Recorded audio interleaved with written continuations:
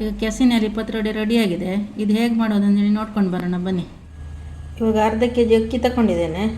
ಇದನ್ನ ಇವಾಗ 3 ಗಂಟೆ ಹೊತ್ತು ನೆನೆಸಿಟ್ಟಿದ್ದೇನೆ. ಇವಾಗ ತೊಳೆದು ಕ್ಲೀನ್ ಮಾಡಿ ರುಬ್ಕೊಳ್ಬೇಕು ಇದನ್ನು ಇವಾಗ ತೊಳ್ಕೊತೇನೆ.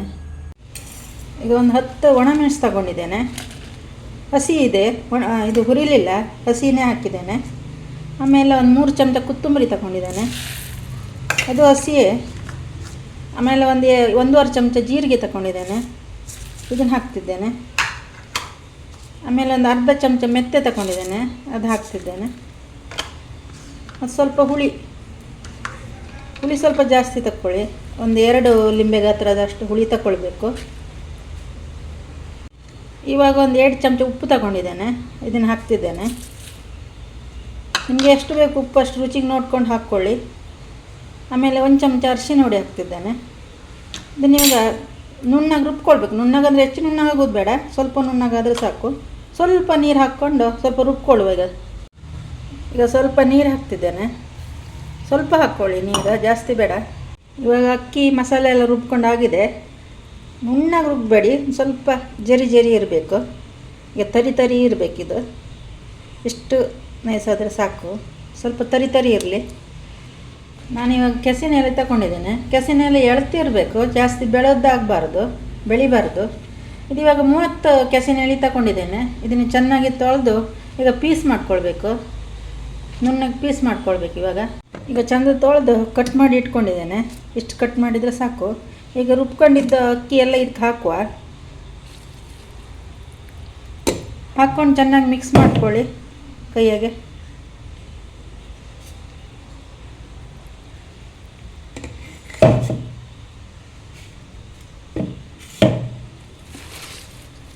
ಚೆನ್ನಾಗಿ ಮಿಕ್ಸ್ ಮಾಡಬೇಕು.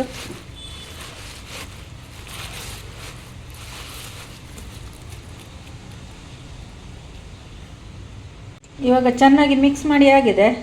ಇದನ್ನು ಇವಾಗ ಬೇಯಲಿಕ್ಕೆ ಇಡಬೇಕು. ಈಗ ಇಡ್ಲಿ ಪಾತ್ರದಲ್ಲೇ ಒಂದು ಸ್ವಲ್ಪ ನೀರಿಟ್ಟಿದ್ದೇನೆ. ನೀವು ಇಡ್ಲಿ ಬೇಯಲಿಕ್ಕೆ ಎಷ್ಟು ನೀರು ಇಡ್ತೀರ ಅಷ್ಟೇ ನೀರಿಡಿ. ಇದನ್ನು ಈಗ ಹಾಕಬೇಕು. ಇದು ಇವಾಗ 3 ಮಾಡ್ಕೊಳ್ಳುವ. ದೊಡ್ಡ 3 ಮಾಡ್ಕೊಳ್ಬೇಕು. ಈಗ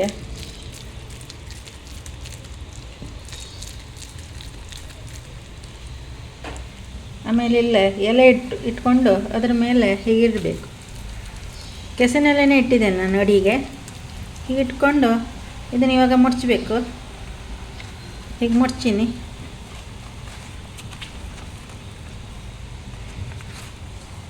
ಹೀಗೆ ಮುಚ್ಚಿ ಬೇಯಲಿಕ್ಕೆ ಇಡಬೇಕು.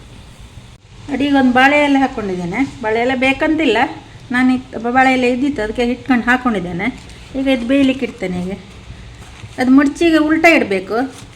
ಹೀಗೆ ನಾವು ಮುಡ್ಚಿಡ್ತೇವಲ್ಲ, ಅದನ್ನು ಹೀಗೆ ಉಲ್ಟಾ ಇಡಬೇಕು, ಅದು ಕೂತ್ಕೊಳ್ತೇವೆ. ಇದು ಇವಾಗ 3 ಮಾಡಿ ಇಟ್ಕೊಂಡಿದ್ದೇನೆ. ಗ್ಯಾಸ್ ಹಚ್ಚಿ ಒಲೆ ಮೇಲೆ ಇಟ್ಟಿದ್ದೇನೆ. ಈಗ ಮುಚ್ಚಿಡುವ. ಇದೊಂದು ಅರ್ಧ ಗಂಟೆ ಬೇಯಬೇಕು. ಅರ್ಧ ಗಂಟೆಯಿಂದ ಒಂದು 3/4 ಗಂಟೆ ಹೊತ್ತು ಬೇಯಬೇಕಿದು. ಈಗ 3/4 ಗಂಟೆ ಹೊತ್ತಾಗಿದೆ. ಈಗ ಬೆಂದಿದೆ ನೋಡೋಣ. ಈಗ ಒಂದು ಚೂರಿಯಲ್ಲಿ ಹಾಕಿ ನೋಡಿ. ಇವಾಗ ಬೆಂದಿದೆ. ಗ್ಯಾಸ್ ಬಂದ್ ಮಾಡ್ತೇನೆ. ಇದು ಇವಾಗ ಚೆನ್ನಾಗಿ ಆರಿದೆ. ಇದನ್ನು ಇವಾಗ ಪುಡಿ ಮಾಡ್ಕೊಳ್ಬೇಕು.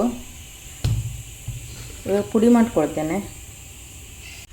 ನೀವು ಬೇಕಾದರೆ ಹೀಗೆ ಸ್ಲೈಸ್ ಮಾಡಿ ಫ್ರೈ ಮಾಡ್ಕೊಳ್ಬೋದು, ಕಾವಲಿಗೆ ಹಾಕಿ ಸ್ವಲ್ಪ ಎಣ್ಣೆ ಹಾಕ್ಕೊಂಡು.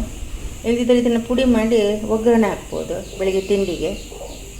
ಇದು ಇವಾಗ ಹೀಗೆ ಪುಡಿ ಮಾಡಿ ಇಟ್ಕೊಳ್ಬೇಕು ಚೆನ್ನಾಗಿ. ಈಗ ಒಗ್ಗರಣೆಗೆ ರೆಡಿ ಮಾಡ್ಕೊಳ್ಳುವ. ನಾನೊಂದು ಬಾಣಲೆ ಗ್ಯಾಸ್ ಮೇಲೆ ಇಟ್ಟಿದ್ದೇನೆ. ಸ್ವಲ್ಪ ಎಣ್ಣೆ ಹಾಕುವ. ಎಣ್ಣೆ ನಿಮ್ಗೆ ಎಷ್ಟು ಬೇಕು ನೋಡ್ಕೊಂಡು ಹಾಕ್ಕೊಳ್ಳಿ. ನಾನೊಂದು 2ರಿಂದ 3 ಚಮಚ ಹಾಕ್ತಿದ್ದೇನೆ. ಈಗ ಎಣ್ಣೆ ಸ್ವಲ್ಪ ಬಿಸಿಯಾಗಲಿ.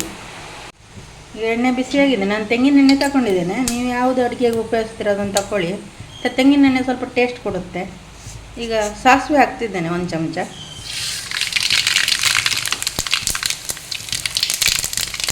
ಸಾಸಿವೆ ಸ್ವಲ್ಪ ಕಾಯಲಿ.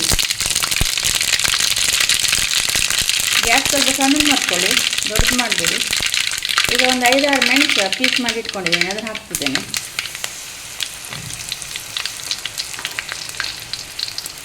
ಬೇವಿನ ಸೊಪ್ಪು ಹಾಕುವ. ಈಗ ಸ್ವಲ್ಪ ಉದ್ದಿನ ಬೇಳೆ ಹಾಕ್ತಿದ್ದೇನೆ 1 ಚಮಚ. ಅದು ಸ್ವಲ್ಪ ಫ್ರೈ ಮಾಡ್ಕೊಳ್ಳಿ.